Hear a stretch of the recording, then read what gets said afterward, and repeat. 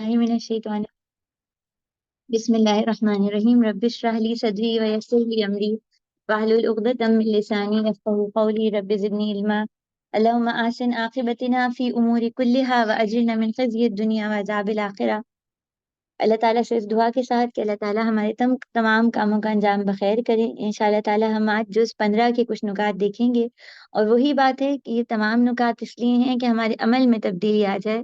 ہم آج چاہے ایک چھوٹی سی بات کو پکڑیں، لیکن اس کو اس طرح پکڑیں کہ اس کو پورا دن اس پر غور کریں، اپنے آپ کا اپنا جائزہ لیں، کہیں ہمارے اندر کوئی ایسی چیز تو نہیں ہے جو اللہ کو سخت ناپسند ہے، اور پھر اپنا احتساب کر کے، اپنی صفائی کر کے، اپنے رب سے دعا کر کے انشاءاللہ آگے کی طرف چلیں۔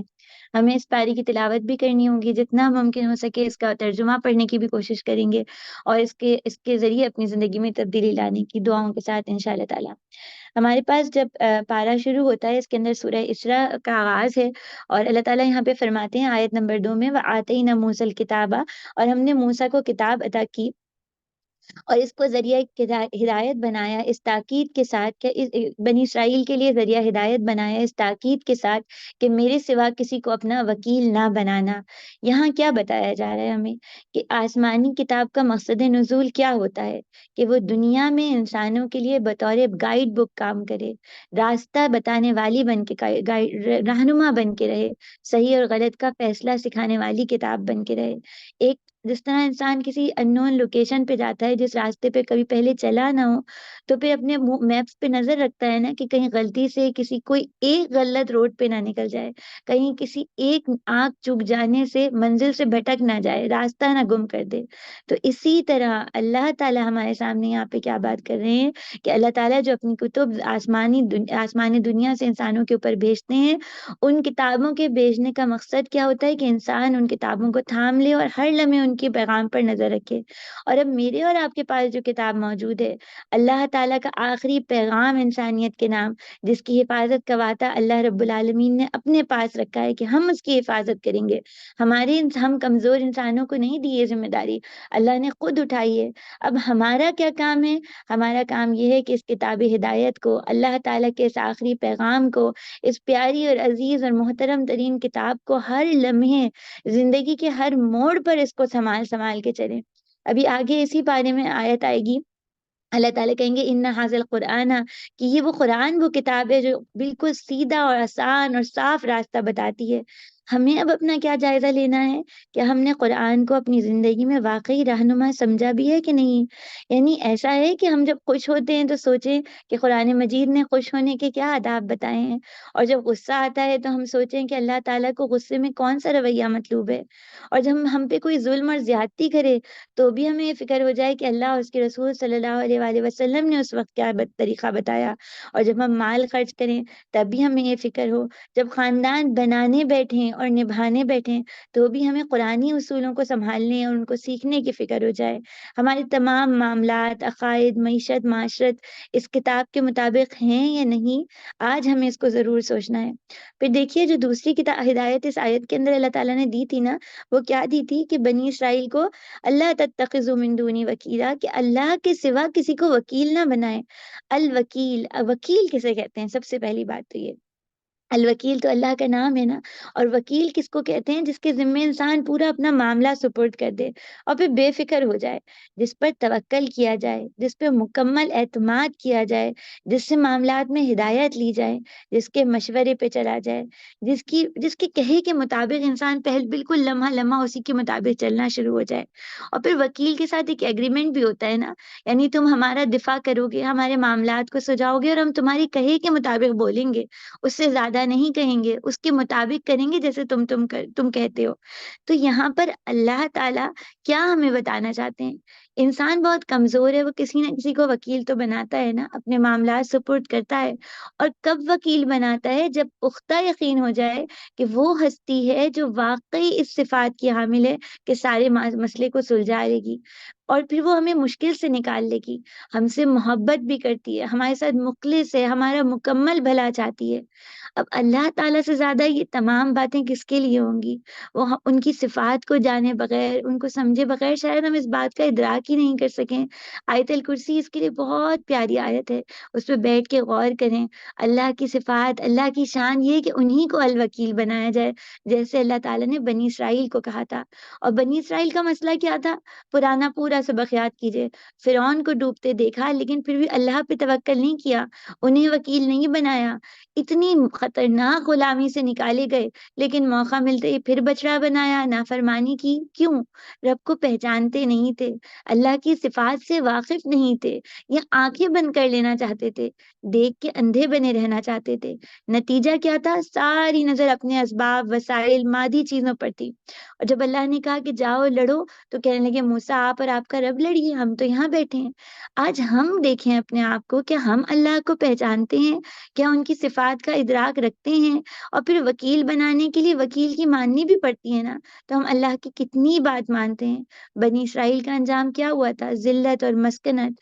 آج امت مسلمہ کا حال ہم دیکھیں، کیا حال ہے ہمارا۔ اللہ کے رسول صلی اللہ علیہ وآلہ وسلم نے کہا تھا نا کہ قریب ہے کہ دیگر قومیں تم پر ایسے ٹوٹیں گی جیسے کھانے والے پیالوں پر ٹوٹتے ہیں۔ تو پوچھنے والوں نے پوچھا کیا ہم تعداد میں کم ہوں گے؟ یعنی ہم اتنے کم ہو گئے ہوں گے کہ لوگ ہم پہ ٹوٹے پڑے ہیں جیسے کھانوں پہ ٹوٹتے ہیں؟ اللہ کے رسول صلی اللہ علیہ وآلہ وسلم نے کہا نہیں، بلکہ تم اس وقت تعداد میں بہت ہوگے لیکن سیلاب کے جھاگ کی مانند ہوگے۔ اللہ تمہارے دشمنوں کے سینے سے تمہارا خوف نکال دے گا اور تمہارے دل میں وہن ڈال دے گا۔ وہن کیا ہے؟ پوچھنے والے نے پوچھا۔ فرمایا دنیا کی محبت اور موت کا ڈر۔ دنیا کی محبت اور موت کا ڈر۔ ہمارے دلوں میں بھی یہ محبت سما گئی ہے نا، اس لیے ہم اللہ کو الوکیل نہیں بناتے ہیں، اسی لیے ہم ان پہ مکمل اعتماد نہیں کر پاتے ہیں۔ آج حل کیا ہو؟ یہ آیت ہمیں کیا بتا رہی ہے؟ الوکیل سے جڑ جائیے، ان سے کیے اپنے عہد نبھائیے۔ ہم روز کہتے ہیں نا ایاک نعبد و ایاک نستعین، ہم تو آپ ہی کی عبادت کرتے ہیں اور ہم آپ سے ہی مدد مانگتے ہیں۔ تو بس جو یہ عہد ہے ہمارا، صبح شام کی 5 نمازوں میں ہم اس کو دہراتے ہیں، تو بس ہم انہیں ان کی ہی ماننی ہے، اور انشاءاللہ اللہ پھر ہمارے دلوں سے اس وہن کو نکال دیں گے۔ اس کے بعد آیت نمبر 23 میں اللہ تعالیٰ کیا کہتے ہیں؟ بہت خوبصورت آیات کا یہ پورا سیٹ ہے، اس کا مطالعہ ضرور کیجیے گا۔ اللہ تعالیٰ کہتے ہیں کہ میرے سوا کسی اور کی عبادت نہ کرو، وہ بھی والدین احسانہ، اور والدین کے ساتھ احسان کرو۔ اگر وہ تمہارے سامنے بڑھاپے کو پہنچ جائیں، ان میں سے ایک یا دونوں، تو ان کو اف تک نہ کہو، اور ان کے ساتھ کیسے بات کرو؟ قولا کریما، اور اپنے کندھے ان کے آگے جھکا دو اور ان کے لیے دعا کرو، رب ارحمہما کما ربیانی صغیرا۔ کس قدر پیارا انداز ہے، کس قدر نرم کرنے والی، یہ صورت بہت پیاری ہے، بہت پیاری۔ یہ مقام ایسا ہے کہ ہمیں اس پہ رک جانا چاہیے، بہت دیر تک ٹھہرنا چاہیے۔ اللہ کے رسول صلی اللہ علیہ وآلہ وسلم نے کہا تھا نا 3 لوگ جنت میں نہیں جائیں گے، ان میں سے ایک کون تھا؟ ایک وہ تھا جو والدین کا نافرمان ہو، اور دوسرا دیوس، اور تیسرا وہ عورت جو مردوں جیسی وضع خطا اپنائے۔ اسی طرح اللہ کے رسول صلی اللہ علیہ وآلہ وسلم نے کہا تھا کہ زیادہ احسان کرنے والا وہ ہے جو اپنے باپ کے دوستوں کے ساتھ باپ کو نہ ہونے کی صورت میں بھی احسان کا معاملہ کرے، عمدہ معاملہ کرے۔ اور ہمارے اسلاف کے کیا کیا پیارے قول گزرے ہیں نا۔ حضرت ابن عباس کہتے تھے والدین کے ساتھ حسن سلوک یہ ہے کہ تم ان کے سامنے کپڑے بھی مت جھاڑنا، کہیں کپڑوں کا غبار بھی نہ ان کو لگ جائے۔ سعید بن مسیب کہتے تھے کہ قولاً کریمہ کا مطلب ہے جیسے کوئی خریدا غلام ہوتا ہے نا، بالکل جس کو اپنے یعنی پورے اختیار میں ہوتا ہے، اور وہ کوئی غلطی کر دے اور اس کا آقا بہت سخت مزاج ہو، تو جیسے وہ ڈر ڈر کے اپنے آقا سے بات کرے گا نا، ایسے والدین سے بات کی جائے۔ اور الوا سے پوچھا کیا وقف جناح کا کیا معنی ہے؟ تو انہوں نے کہا کہ جب والدین کوئی ناگوار بات کر دینا تو اس پہ بھی اپنی آنکھوں کو ترچھے پن سے بچا لینا، کیونکہ والدین آنکھ کے ترچھے پن کو بھی پہچانتے ہیں۔ پھر ہم آج کیا کریں؟ دیکھیے اس سے پہلے بھی ہم نے کئی دفعہ محبت کی زبانوں کی بات کی ہے نا، کہ محبت کی 7 زبانیں ہوتی ہیں: کسی کی خدمت کر دینا، کسی کو اچھے بول، تعریف کرنا، ہمت افزائی کرنا، مثبت جملے بولنا، اور اسی طرح محبت کی ایک زبان تحفے دینا بھی ہے۔ پھر اپنا لمس دینا، پیار کرنا، ماتھا چومنا، گلے لگانا، پاؤں دبانا، ہاتھ سہلانا، کمر دبانا، اسی طرح خدمت کرنا، پھر دعا کرنا ان کے سامنے بھی اور ان کے پیچھے بھی، اور پھر اس کے بعد آخری چیز دین سکھانا۔ یہ 7 زبانیں ہیں نا، اگر ہم میں سے کسی کے والدین دنیا میں موجود ہیں اور وہ ان کے قریب موجود ہے یا دور ہے، تو ان 7 میں سے یہ ساری زبانیں ہمیں اپنے والدین کے لیے استعمال کرنی ہے، ان سے محبت بھرے جملے بھی کہنے ہیں، ان کے لیے دعائیں بھی کرنی ہیں، جو تحفہ دے سکیں تو تحفہ بھی دیں، جو کچھ کر سکیں۔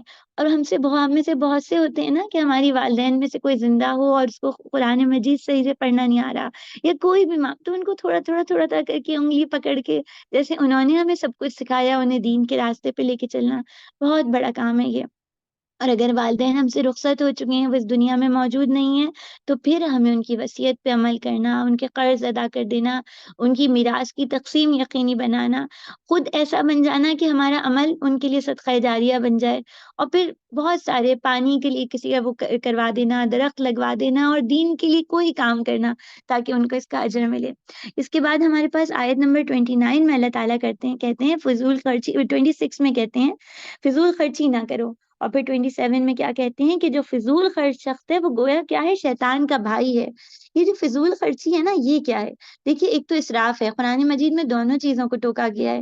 اسراف یہ ہے کہ انسان اپنے ضرورت کے کاموں میں زیادہ خرچ کر دے، اور فضول خرچی یہ ہے کہ ایسے کاموں میں خرچ کرنا جن کی ضرورت ہی نہیں ہے، جن کا کوئی تعلق ہی نہیں ہے۔ بالکل آسان سی بات ہے، ایک کمرہ ہے وہ ٹھنڈا ہو سکتا ہے ایک اے سی کے ذریعے، اسراف یہ ہوگا کہ ہم 2 اے سی چلا رہے ہیں۔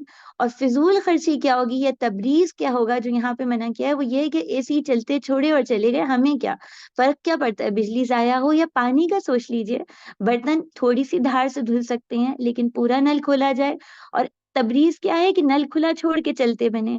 یہ ایسی ہی کیفیت ہے نا جیسے کسی شخص کے پاس بیج ہوں اور وہ ان کی قدر نہ کرے، وہ اچھالتا پھرے جہاں گریں تو گریں، اس کو احساس ہی نہیں ہے بیج نعمت ہے۔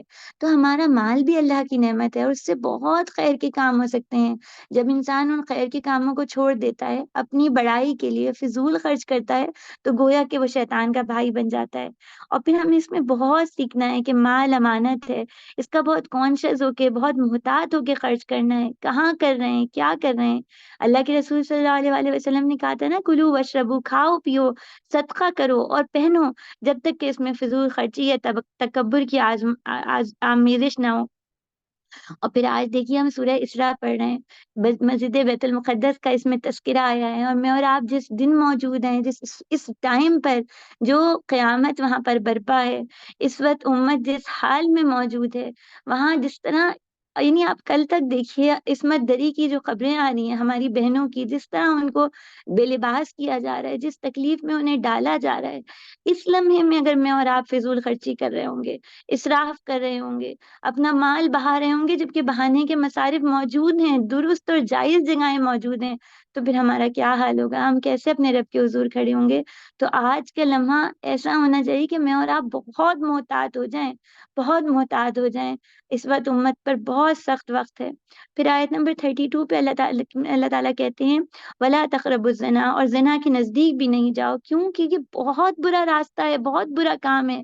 اللہ کے رسول صلی اللہ علیہ وسلم نے بتایا تھا نا، دیکھیے جو اسلام کا ایک مزاج ہے نا، کہ کوئی راستہ جو تباہی کی طرف جاتا ہو، اللہ تعالیٰ اس کو بہت دور سے، بہت پہلے سے وہاں پہ بلاک کر دیتے ہیں، اس راستے کو بند کر دیتے ہیں۔ زنا تو بالکل الٹیمیٹ آخری کام ہے۔ اللہ کے رسول صلی اللہ علیہ وسلم نے ہمیں بتایا ہے نا، آنکھوں کا زنا دیکھنا ہے، کانوں کا زنا سننا ہے، زبان کا زنا گفتگو کرنا ہے، ہاتھوں کا زنا پکڑنا ہے، پاؤں کا زنا چلنا ہے، دل خواہش اور تمنا کرتا ہے اور شرمگاہ اس کی تصدیق اور تکذیب کرتی ہے۔ ہم سوچیں نا کہ ہمارا اس وقت کیا حال ہو گیا ہے، کس ایک ایسا دور ہے جس میں حساسیت ختم ہو چکی ہے، بالکل پتہ ہی نہیں چلتا گناہ کیا ہے۔ اللہ کے رسول صلی اللہ علیہ وسلم نے کہا تھا، جس بستی میں زنا اور سود ظاہر ہو جائیں تو انہوں نے اپنے لیے اللہ کے عذاب کو حلال کر دیا۔ اور یہ راستے کون سے ہوتے ہیں، یہ راستے کون سے ہوتے ہیں جو زنا کی طرف جاتے ہیں؟ کیا میں اور آپ کہیں اللہ نہ کرے ان راستوں پہ تو نہیں چل پڑے؟ اللہ کے رسول صلی اللہ علیہ وآلہ وسلم نے کہا تھا نا، جہنم میں جانے والے دو اس طرح کے لوگ ہیں جنہیں میں نے نہیں دیکھا، یعنی وہ اس دور میں نہیں تھے۔ ان میں سے ایک وہ عورتیں ہیں جو لباس پہننے کے باوجود ننگی ہیں، لوگوں کو مائل کرتی ہیں اور خود ان کی طرف مائل ہوں گی، اور ان کے سخت بختی اونٹ کی مانند ہوں گے۔ وہ جنت میں داخل نہ ہوں گی اور نہ جنت کی خوشبو پائیں گی، حالانکہ جنت کی خوشبو میلوں تک پہنچتی ہے۔ تو ہمیں دیکھنا ہے ہم کہاں جا رہے ہیں، ہماری آنکھ کیا دیکھ رہی ہے، ہمارا کان کیا سن رہے ہیں۔ اور پھر آج کی سوسائٹی اور میڈیا، مجھے اور آپ کو اپنے بچوں اور اپنے شوہروں کو بچانا ہوگا۔ پورا ایک شیطانی دنیا ہے جو ان کے پیچھے آ پڑی ہے۔ دیکھیے جانور کے اندر بلی کے بچے کے بھی کوئی پکڑنا چاہے نا، بلی جھپٹا مارتی ہے، اپنی کمزوری اور ناتوانی کو بھول جاتی ہے۔ اور میں اور آپ ایسے بے خبرے کیسے ہو گئے کہ ہماری بچوں، ہماری اولادوں کے پیچھے، ہماری نسلوں کے پیچھے، ہمارے شوہروں، ہمارے بھائیوں کے پیچھے اس طرح پڑے ہیں؟ کیا دکھایا جا رہا ہے، کیا سنایا جا رہا ہے، مجھے اور آپ کو کچھ خبر بھی ہے؟ ہماری فکریں کیا ہیں؟ اللہ تعالیٰ اس کے بعد آیت نمبر 53 میں کہتے ہیں وَقُلْ عِبَادِی، اور میرے بندوں سے کہیے کہ زبان سے وہ بات نکالیں جو بہترین ہو، جو بہترین بات ہو۔ کیوں؟ کیونکہ شیطان ہے جو انسانوں کے درمیان فساد ڈلواتا ہے۔ شیطان کا ایک بہت بڑا آسان ہتھ کنڈا کیا ہوتا ہے؟ میری اور آپ کی زبان کے ذریعے ہمیں لڑوا دے۔ تو اب مجھے اور آپ کو آج پورا دن اور پھر زندگی کے ہر لمحے اللہ سے دعا کرتے ہوئے کہ اللہ ہماری زبانوں کو بالکل بے لگام نہ ہونے دیجیے گا، ان سے کسی کو ضرر نہ پہنچنے دیجیے گا، کہ زبان کا زخم بہت دیر تک رہتا ہے۔ اور اللہ کے رسول صلی اللہ علیہ وآلہ وسلم نے کہا تھا نا، تم دو کی ضمانت دو تو میں تمہیں جنت کی ضمانت دیتا ہوں، ایک زبان اور ایک شرمگاہ۔ تو بس مجھے اور آپ کو بہت خیال رکھنا ہے، اس حدیث کو لکھ کے لگانا ہے کہ کامل مسلمان وہ ہے جس کے ہاتھ اور زبان سے مسلمان محفوظ رہیں۔ اور پھر وہ تو مسلمان ہے نا جو ہمارے گھروں میں، وہ بھی تو مسلمان ہے۔ پھر آپ دیکھیے اللہ کے رسول صلی اللہ علیہ وآلہ وسلم نے کہا جب ابن آدم صبح کرتا ہے تو سارے اعضاء زبان کے آگے عاجزی سے التجا کرتے ہیں کہ ہمارے سلسلے میں اللہ سے ڈر، ہم تجھ سے متعلق ہیں، اگر تو سیدھی رہی تو ہم سیدھے رہیں گے، اور اگر تو ٹیڑھی رہی تو ہم بھی ٹیڑھے ہو جائیں گے۔ دیکھیے آج صبح ہمارے بھی اعضاء نے زبان سے کہا ہوگا، پتہ نہیں ہم غصے میں کیا کیا کہہ جاتے ہیں، ناگواری میں کیا کیا کہہ جاتے ہیں۔ آج اپنی زبان کو پکڑ کے رکھنا ہے۔ پھر اس کے بعد ہمارے پاس سورہ کہف کی آخری یہ ہم دیکھتے ہیں، پھر انشاءاللہ اس کلاس کو مکمل کریں گے۔ سورہ کہف کی آیت نمبر 6 کو دیکھیے، فَلَعَلَّكَ بَاخِعٌ نَفْسَكَ۔ اللہ کے رسول صلی اللہ علیہ وآلہ وسلم کو مخاطب کر کے اللہ رب العالمین کہہ رہے ہیں تو اچھا ہے نبی، آپ اپنے آپ کو غم میں گھلا دیں گے اس فکر میں کہ یہ لوگ ایمان نہیں لاتے۔ ہمارے رسول صلی اللہ علیہ وآلہ وسلم کے غم کیا تھے نا، ان کو اس بات کے، ان تکلیفوں اور مصائب کا دکھ نہیں تھا جس سے وہ گزر رہے تھے، ایموشنلی، مینٹلی، فزیکلی کس قسم کی تکالیف سے وہ گزرے ہیں، ان کو اس سے زیادہ دکھ کس بات کا تھا کہ لوگ ایمان نہیں لاتے۔ انہوں نے خود ہی کہا تھا نا، ان کی جو بات ہے کہ میری اور تمہاری مثال اس شخص کی سی ہے جس نے آگ جلائی اور پتنگے اور پروانے اس میں گرے چلے جاتے ہیں، اور یہ شخص کمر سے پکڑ پکڑ کر آگ میں سے گرنے سے بچا رہا ہے، اور تم اس میں نکلے ہاتھوں سے نکلے چلے جا رہے ہو۔ دیکھیے اللہ کے رسول صلی اللہ علیہ وآلہ وسلم کے غم کیا ہیں، ان کا گھلنا کیا ہے، اور میرا آپ کی فکریں کیا ہیں، ہمارا گھلنا کیا ہے۔ ہم کسی کو ایک دعوت کا کوئی لفظ کہہ دیں اور ہماری طرف نہ آئے تو ہمیں برا لگ جاتا ہے۔ یہاں پہ ان کا دکھ سارا یہ ہے کہ کہیں اللہ کے دین کو کوئی پہچانے بغیر ان کی موجودگی میں دنیا سے رخصت نہ ہو جائے۔ آئیے ان کے غم کو آج ہم اپنا غم بنا لیں، امت کے درد کو، انسانوں کے رب سے دور جانے کی بات کو اپنا غم بنا لیں، ہماری زندگیاں بدل جائیں گی۔